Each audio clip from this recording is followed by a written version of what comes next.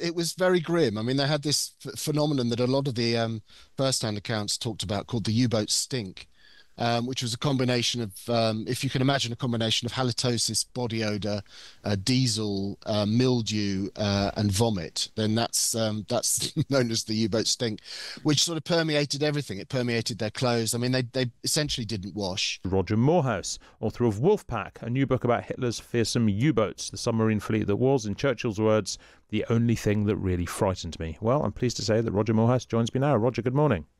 Good morning, Hugo. Thank you for being with us. Look, so you've previously written acclaimed books on Poland, Nazi Germany, the early years of the Second World War, and so on. What drew you to the story of the U-boat war, and particularly to telling it from the German submariner's perspective?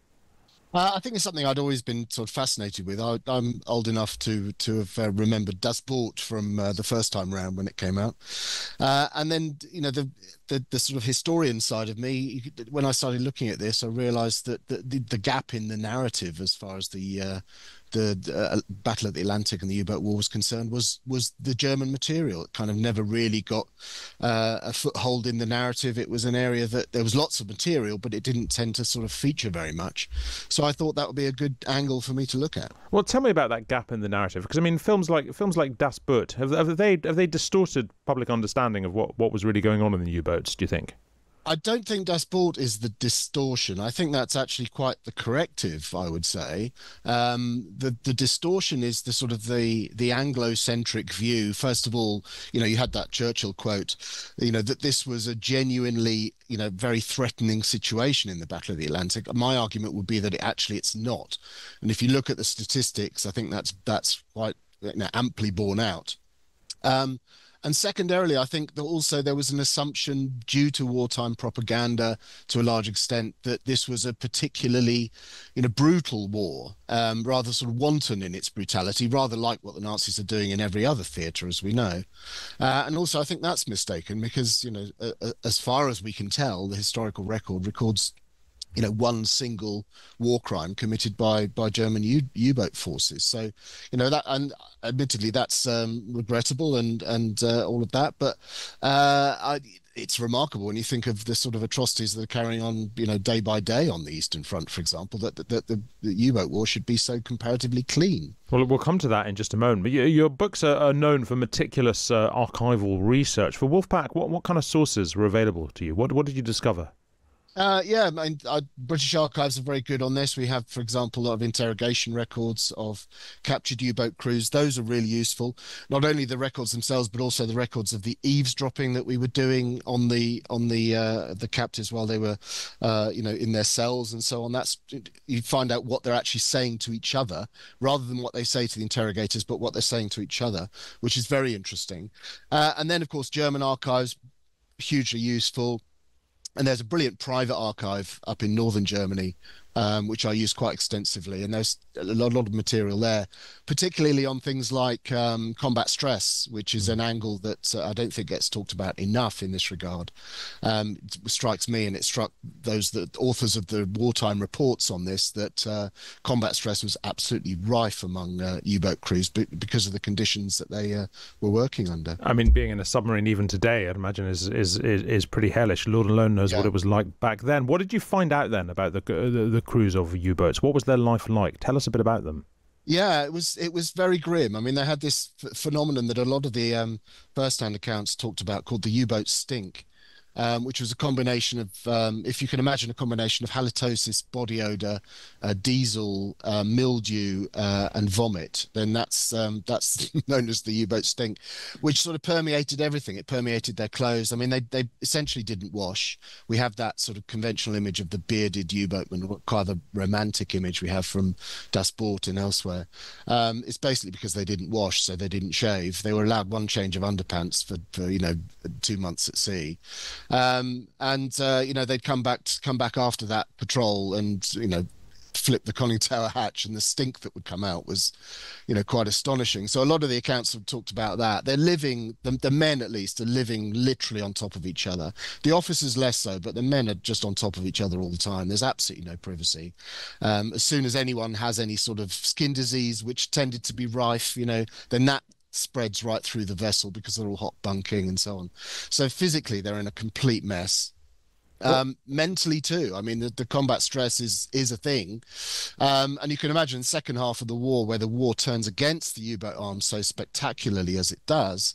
That's sort of ramped up because by say 1944 onwards, effectively, statistically, each crew is going out on what statistically is a Mm. suicide mission because their chances of coming back are so very, very slim. So that obviously amplifies that sense of confinement, the claustrophobia, the risk of imminent death on top of all of that is not a healthy one. Living in such hellish conditions, and particularly at such risk in hellish conditions, what was discipline like? Was it tight, or was there sort of mutiny and chaos on occasion? Yeah, the commanders tended to be very cautious. I mean, the best commanders would literally kind of curate their own crews to make sure they had a mix of people that sort of fundamentally got on because, there's nowhere to hide in a U-boat, obviously.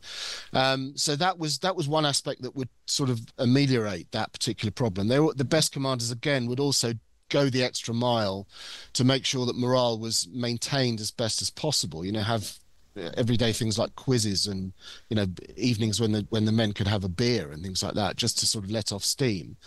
But all of that said, of course, given the conditions that I've just described, there are a couple of examples where, you get close to not necessarily mutiny, but pretty close. There's one mission that came back from the Indian Ocean, for example, and had a particular sort of martinet of a commander on board. And by the time they got back, I think two of the crew went straight to the brig. One went straight to a mental hospital, and it shows you that the degree of stress they must have been on. I mean, that I think that showed the very limits of sort of human endurance, that particular mission. But the Indian Ocean missions were always bad because of the added factor of the weather. Were they particularly Nazi? Was Nazi ideology present on the U-boats, or was it simply could it just sort of not function there because survival and practical considerations were too great?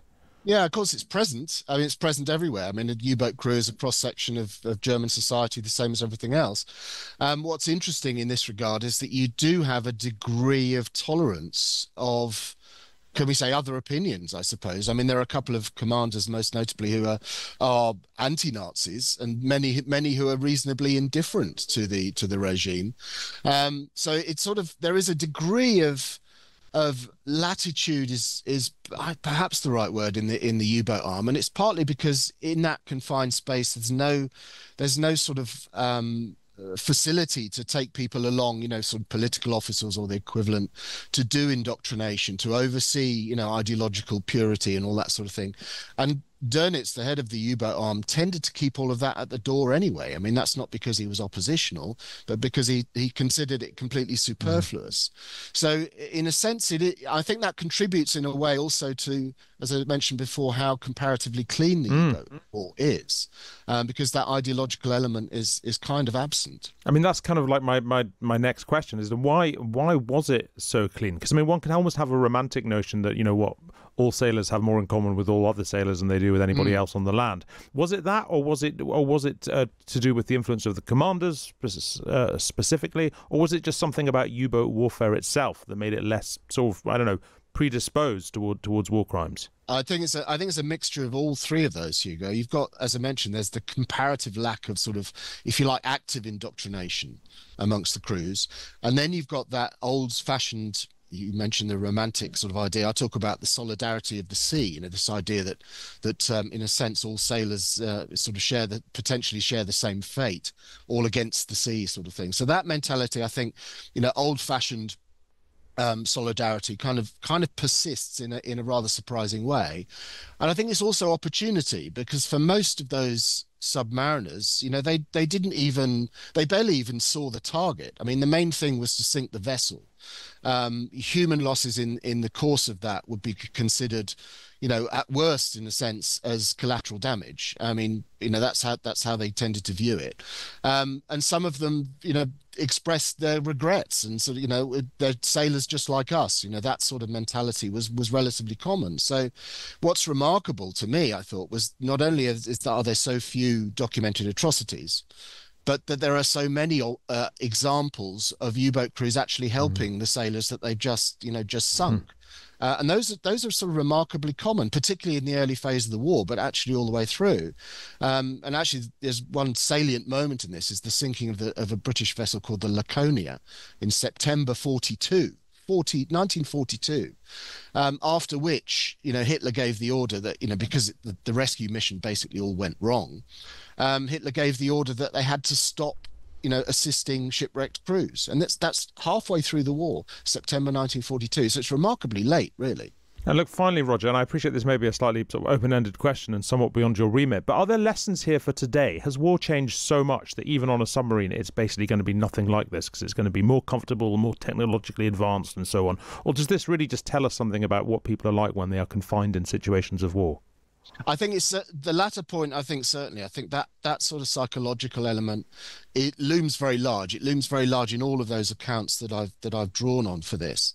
But I think your earlier point about how warfare has changed, I think, is a good one, because certainly in comparison with the land war, the naval war is very much at one remove. As I said before, those crews themselves would hardly even see the vessel that they were trying to sink, never mind the crew that came off it. So in a sense, they're very much at one remove. And I suspect nowadays, if you make the comparison to, a modern nuclear submarine, it's at one remove again. So it's literally sort of pressing of a button, and everything is done very, very remotely. So I suspect it's sort of taking it, that much further away from arguably from the harsh realities of warfare. So very fascinating. Thank you so much. That is Roger Moorhouse, and the book is Wolfpack,